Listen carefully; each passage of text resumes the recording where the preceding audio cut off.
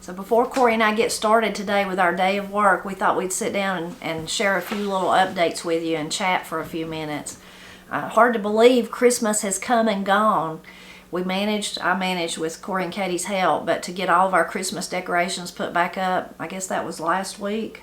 Yeah. At the end of last week. And we did leave a couple. We left our thing, if you watched our greening video, over the entryway into the living room. We left that greenery, and then the one above my sink, and I think we still have our wreaths up on the outside. But everything else I think we've managed to put up. There's something, I can't remember, but someone told me one time that like when if you decorate a lot like we do, you always forget something. It might be a month later and you notice a little figurine or something. And I can't remember, but they called it something that has a name that they called it, like that, like something symbolic that you'd left.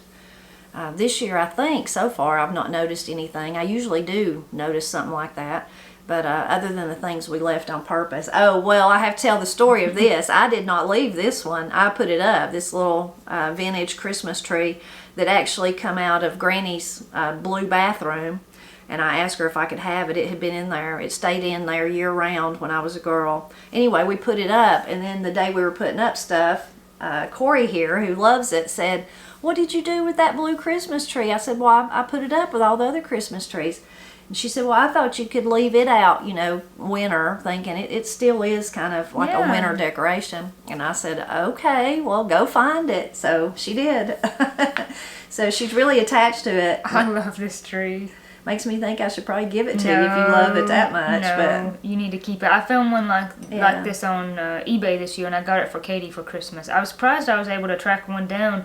I don't remember who made them. I could look back, I guess, on eBay. But I love these things. It's cool because it's frosted. Frosty, but see-through at the same time, and color. Yeah. And that one looks like it could use a good scrubbing in the sink, but got I some dust on it. I'm like, don't put it up. Did they make other colors? Yeah, there's ones that are frosted clear. There's probably other ones. And then, of course, they make lots of them that are not frosted, that are just clear, different colors of glass. But these are expensive if you find them now. Are they? I doubt. Yeah. I'm sure they weren't. And I don't even know where Granny got it. It's heavy. Oh, it's like heavy. Almost like a paperweight heavy.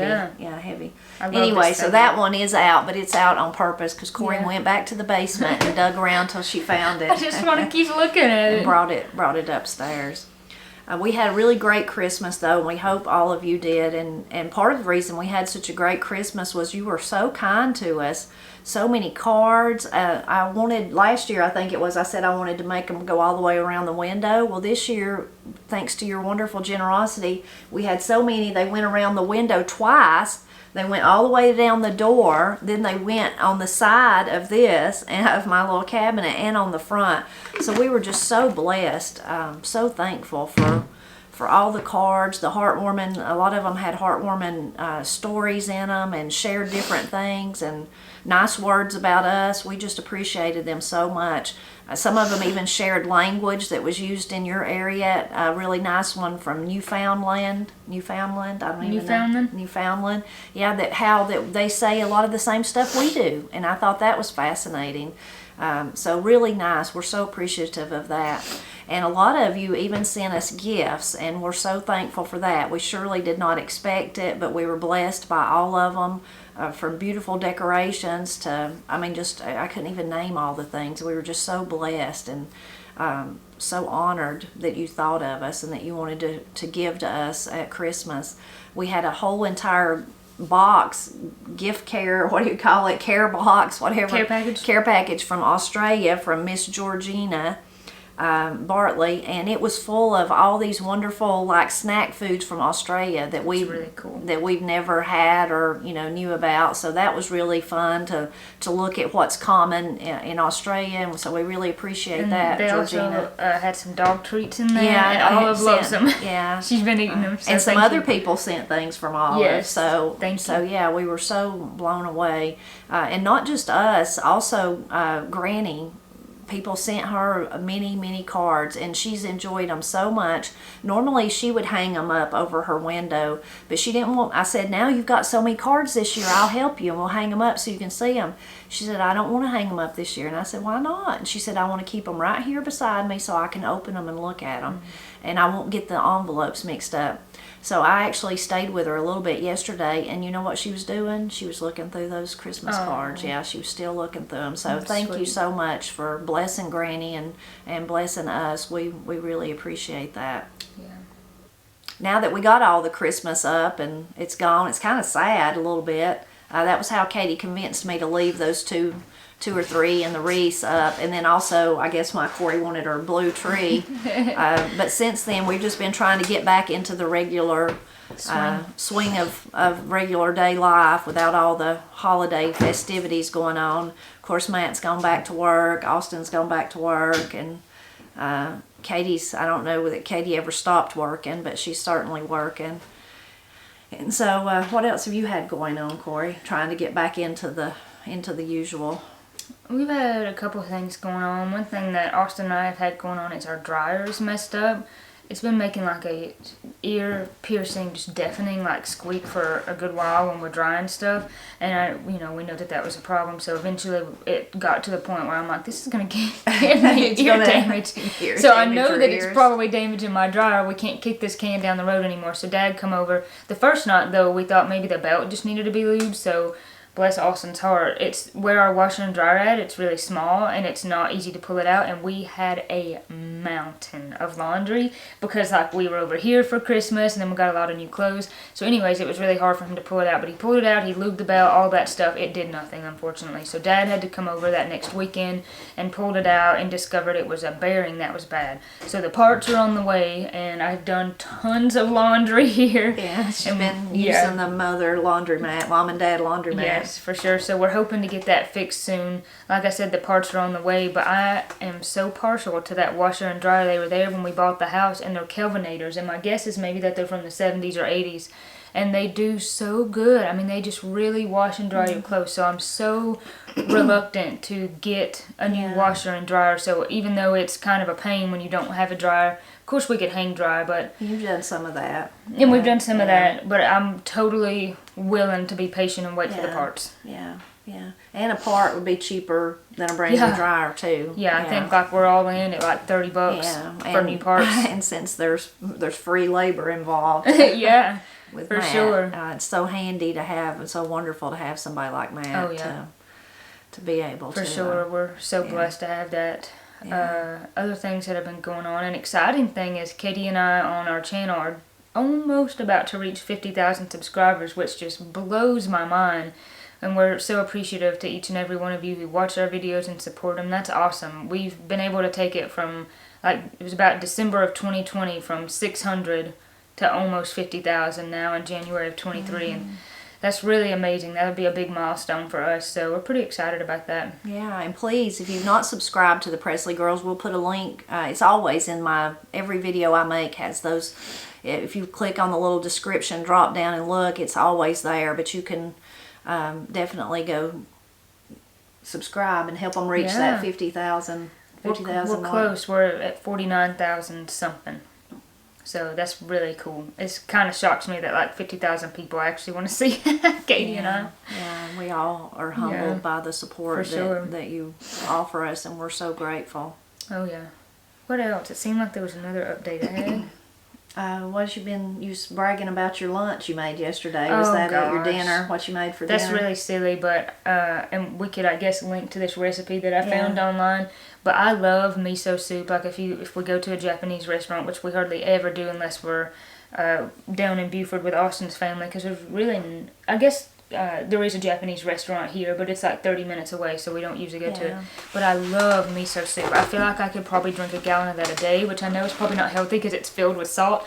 But I bought some miso paste, and I've had that in the past. So I made it was real basic soup, and it wasn't like a typical Can I talk right now? Typical miso soup, because it wasn't just like the broth and the onions and the mushrooms, but.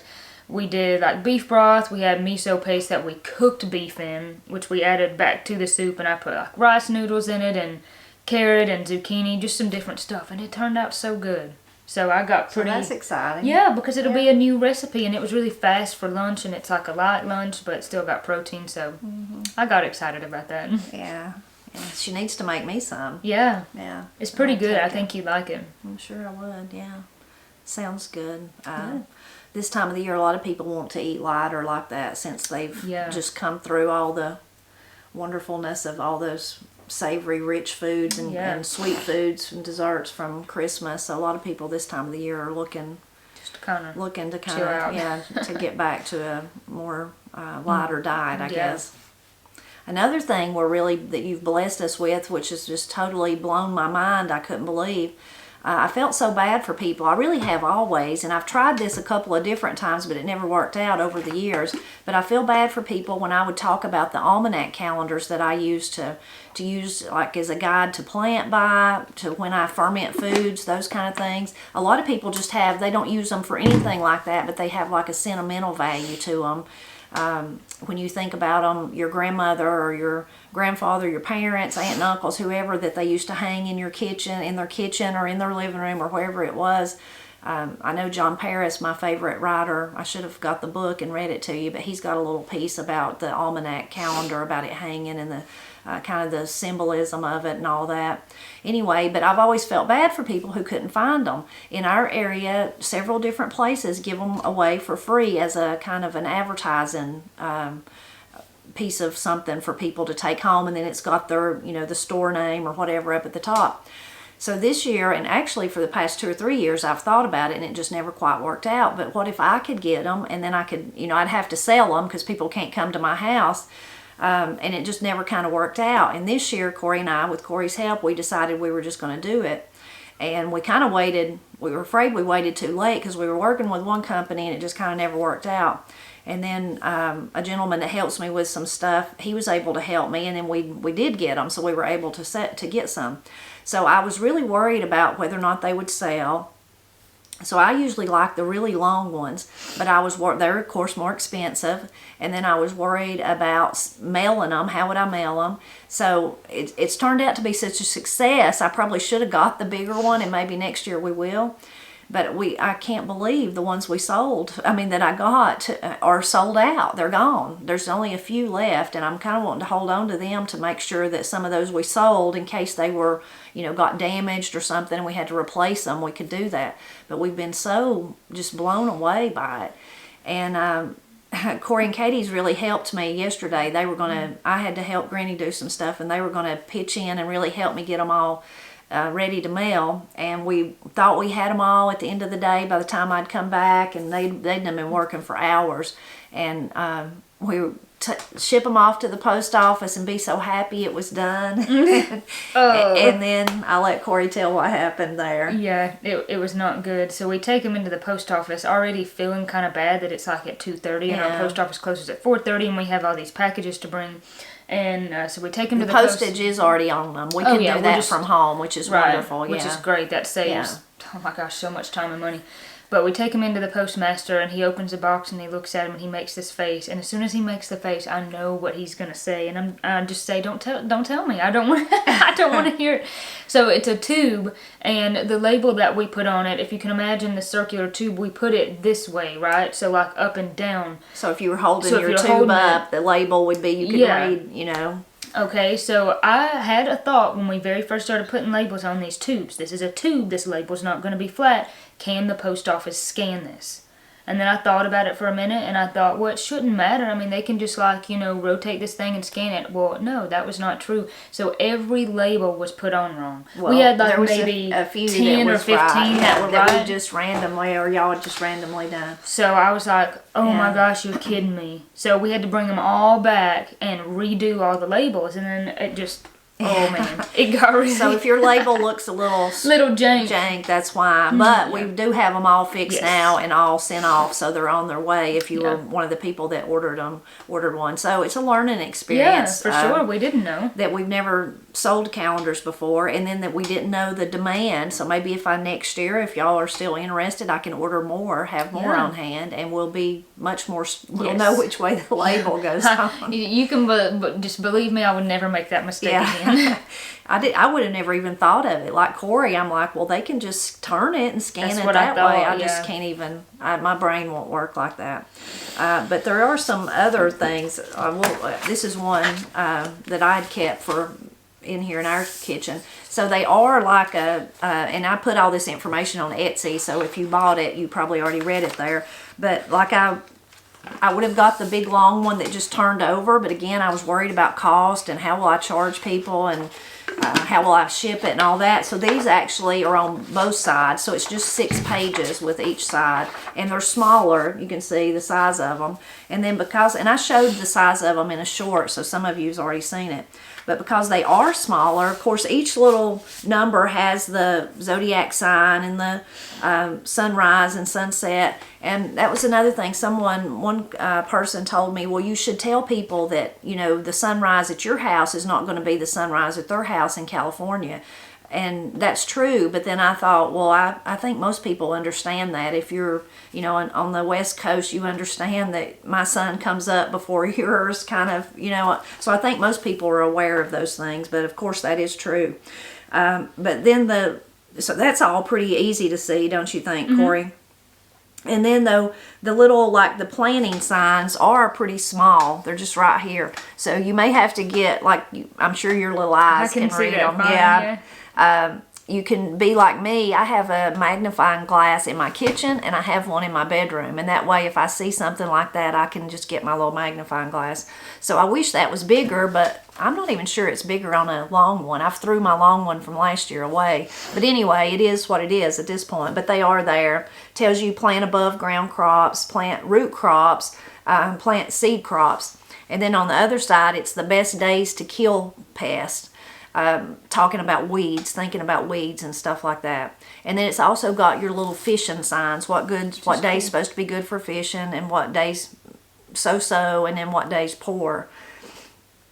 At the bottom it has a weather chart, and it kind of goes through really quickly. Of course it's not much, but it's like all across the United States from out west to here, and it just kind of gives general information, and that's what they forecast that they think January would be. We should see for us, what are we in right here? Snow, Northeast U.S. and New England. Snow, Great Lakes to Kentucky. Rain to Tennessee to South to Gulf Coast. That'll be us. It's already been us. We've had terrible rain. Snow, Northern Plains. Cloudy, Southern Plains. Snow, Northern Rockies and Arizona and New Mexico. Man, I wish we could get some of that snow. Anyway, so it is really an interesting. And then, of course, up at the top we have our information. But we've been so honored and so just blown away by support that people's offered us. Now, if you are a reader of The Blind Pig and the Acorn, you know that in the starting in about April, maybe even, I guess I start in March actually, each month up until about October, at the beginning of the month, I share kind of a little post about my favorite days that I plan on. So I give that information on there too. So if you didn't get a calendar, you can just follow The Blind Pig and the Acorn and look for, I usually name it something like Planting by the Signs for March 2023, something like that. You can look for that. And anytime this kind of talk comes up, talk about planting by the signs, there's people that think it's total hogwash, and that's fine. I mean, and then there's people like me that believe it works. There's some people that are of believers, people of faith. They say that they think it's of the occult or something. Now, in all my years of planting by the signs or talking to people that went by and it's not just signs that the zodiac signs that people go by. For planning, some people think about it when they're going to take their baby's pacifier, when they're going to castrate animals if you're on a farm, when you're going to cut your hair, when you're going to cut boards, cut lumber for if you want your lumber, cut fence posts, have surgery, all these different things that are dictated by it. For us personally, we just mostly use it for the signs. I mean, for the planning, and we don't always get to do that. In other words, like if there's been 3 weeks of rain and then I have one day, of course I'm going to go ahead and plant whatever it is because I know it's going to start raining again. So it's not like hard fast. Right, a hard fast rule. But I do try it, and I do think it helps. I try my best to do it every year, and I think it helps. I did not grow up in a family that planted by the signs. Pap was a full-time, of course he had a full-time job. He was a deacon at church. He was a Sunday school teacher at church. He was a musician who traveled all over the country playing gospel music. He coached ball teams. He coached baseball all the way through Paul's pre-high school phase and Steve's. And, I mean, he was just so busy that he's like, I got to just do it when I can do it. It wasn't necessarily that he didn't believe in it. It was just that he had to do it. And an interesting thing, I became interested in planting by the signs after I was married and started gardening my own. And the interesting thing is there's way more fertile days than you think there is. So it's not like there's only one day a month. So that's an interesting part. But going back to what I started to say, and I kind of went down a squirrel trail, a rabbit trail, is that there are people that believe you shouldn't do it, that it's wrong if you believe in God, if you're a believer, that you shouldn't do it. And then there's people like me who are definitely believers, and all the people I've ever known who believed in planting by the signs or going by the signs, if they were taking the pacifier or having surgery or cutting the timber or whatever it was, they do it because they believe God give those signs to you. They do it as a form of their belief. So they believe that he orchestrated the moon and the earth and how it all works together, the tides, how they come in and out, how all those things are affected. So that's why they do it, and that's why I do it. So, and I'm not saying those people, everyone has the right totally to believe what they want to believe about whether they believe it's of the occult or if you're like me and believe it's not. So, but I do get that comment a lot. There is a really interesting book that's going to come out this year. And because I talk about Appalachia so much, I kind of got a little blurb about it, so I wanted to tell you about it. And let's see if it may even tell us. It just says coming soon, I think. But it's by Sarah L. Hall. And so the book, and even on the little thing that they've sent out about the book, the very first thing is, to everything there is a season, and a time to every purpose under the heaven, a time to be born, and a time to die, a time to plant, and a time to pluck up that which is planted. And of course that's from Ecclesiastes 3:1-2. And again, that's for people like me that believe it's all orchestrated by God. That's one of the ones that makes us feel like that. But I'm just going to read you their little form letter. It says, "Greetings. The Appalachian region is deeply rooted in customs that have been handed down for generations. Planting by the signs, a practice predicated on the belief that moon phases and astrological signs exert a powerful influence on the growth and well-being of crops, is deemed superstitious by some, but has been considered essential to gardeners and farmers for centuries and is still in use today. Sown in the Stars brings together the collective knowledge of farmers in central and eastern Kentucky about the custom of planting by the signs. Sarah L. Hall interviews nearly 24 contemporary Kentuckians who still follow the signs of the moon and stars to guide planting, harvesting, canning, and food preservation, butchering, and general farm work. Hall explores the roots of the system in both astrology and astronomy and the profound connections felt to the stars, moon, planets, and the earth." And so then from there it just goes on a little bit more information. But so that's a book that I'm going to be really interested in reading about, even though it's focusing mostly on Kentucky. But I know that it will be interesting, always interesting to hear how other people look at things. I do have one video, and I'll link to it, about planting by the signs, where I kind of discuss these same things, and maybe in that one I share some of my favorite things. I will tell you, when I first started years ago and become interested, I went to my elders, not to Pat because he didn't do it, but in the community and at church and places, and I would say, "Do you plant by the sign? Do you tell me what you know?" And I remember one dear lady, just practically part of our family, it's been so close to us over the years, she told me that, she said, "My mother," and she told me this, and I always do it, is that we like to plant in the crab is what she called it. So each zodiac sign has a corresponding animal, crab, but also a body part. So that's what she meant. She called it under the crab. I like to plant under the crab. So that first year, that's what I did. I tried to make sure it was on one of those, and that is one of the most fruitful days. And it seemed like my garden just did so good. And then the next year, I really got deep involved, and I almost made it too complicated for myself. And the garden did okay. I mean, it was fine, but it was like I did not enjoy it. It was way too complicated. So by the next year, I kind of went back to what she had told me, and then I picked that sign and then like 3 others, and those are the ones that I really aim for. But it's just a fascinating thing, and I've often told people who don't believe it, I say, well, that's fine. I understand that. But there's one way for me of looking at it, even if you don't believe in the moon's forces and that God created it like that, even if you don't believe in that, if you actually follow it, like think, I'm going to plant by the signs, even though I don't believe in all that hoo-ha, it makes you more organized, if that makes sense. So you're already thinking, I've got to get my cabbage planted, so let's look ahead and plan. Instead of like, if you're like me, like I'm so busy, I'm like, oh my goodness, I should have done that. I'm not planning ahead. I'm just like barely getting there. So it does help, even if you don't necessarily believe in planting by the signs. I think it helps you to be more organized, to look ahead and see what's coming and what you've got to do where, and when the best time, when you need to plant your cabbage starts so that you can then get them in the garden, all those kind of things. It's really, really fascinating. You didn't ever think we were too crazy, did you, for following them? No, I mean, I grew up with that, so that just always seemed normal to me. And if I ever mentioned it at school or mentioned it to someone else, I had a hard time kind of explaining it, and they'd be like, what are you talking about? Like, they just never really understood. Yeah. But that seems pretty normal to me, and I think, like you said, it just makes you organized, because then if you look ahead at a calendar and you say, well, I only have this day to plant, then you can say, yep, okay, here's the day I'm going to plant. And then you know you're going to get it done because you've kind of given that job a day. And for us, like we said, there's people that use them for, like, if you're going to have surgery, you're going to have your teeth out, all kinds of things.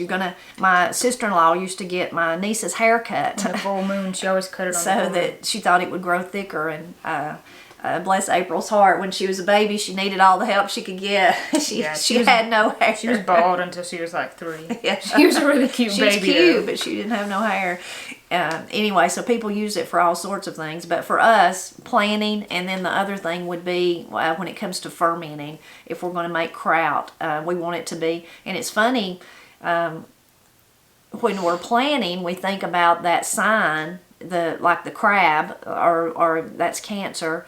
But with the fermenting, we think about the body part. So we prefer to ferment when the signs are in the head, we would say in the head. A lot of people will say as long as they're above the waist, they think it's okay for you to ferment, that it'll work out. That's what I remember most growing up, was hearing it about fermenting, and I always knew, like, okay, once it gets kind of down below past the head, that's gross. You don't want to do that. But people have different opinions about that even. Matt's aunt, one of his aunts, she says the kraut's the best when you make it when the signs are in the heart. That's what she believes. So, it just varies. But again, that would be above the waist, which is what most people say. And knowing my family and Matt's family both said the head, but that's as far as above the waist you can go. So you're really insuring yourself, yeah. So now that I've shared my thoughts about planting by the signs, you'll have to leave a comment and tell if your family observed them, or if not. I do encourage you, if you didn't get a calendar and you wanted one, a lot of people, like I said, I think they wanted one for the nostalgia factor, like their parents, their grandparents, whatever, had one. I would encourage you to look around your area. There might be somewhere that's giving them away. That you've not thought of or don't know about. For here, it's like the feed store, the funeral home, sometimes the credit union in Canton. That was when Matt's daddy used to get them for us there, so they used to have them. I don't know that they still do. That's been years. But Farm Bureau sometimes gives, so just different places like that. Feed store, is probably a really good place to look if you have a feed store in your area. And again, if people are interested, we'll try to do the calendars again next year. And we'll try to go with the long form. I was just so afraid that people would think it was, it was too expensive, or because they cost more and I would have had to charge more, and then they're going to be bigger and you're going to have to buy a bigger tube to send them in, and all those kind of things. So maybe that's something we can research more next year if you're interested. We hope that you enjoyed kind of hearing our update, after Christmas update. We hope that you're doing well, and as always, we hope you'll just keep dropping back by to help us celebrate Appalachia. Corey's going to hug her Christmas tree as we tell you goodbye. Well, I look bald, Mama. You don't look bald. Well, I don't look bald, but I just look like this is the only hair I have.